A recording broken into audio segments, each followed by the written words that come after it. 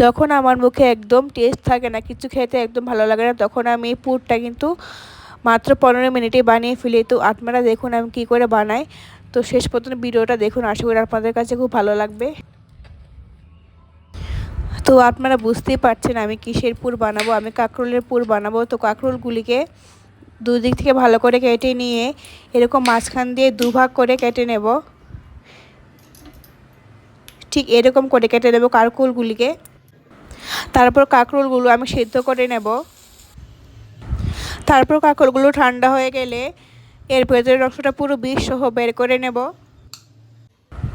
দেখুন আমি চামচ দিয়ে কীরকম করে ভেতরের অংশটা বের করে নিচ্ছি। তো আপনারা এরকম করে কিন্তু বের করে নেবেন। আমি এখানে সর্ষে আগে থেকে ভিজিয়ে রেখেছি। তারপর একটা মিক্সিতে সর্ষে, কাঁকরোলের ভেতরের অংশ এবং পেঁয়াজ দিয়ে একটা পেস্ট বানিয়ে নেব।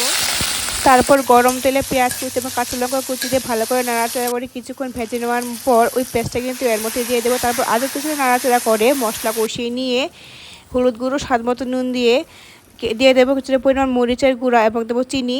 তারপর আরও কিছুটা নাড়াচাড়া মশলা কষিয়ে নিয়ে কিন্তু পুর আমাদের রেডি হয়ে যাবে।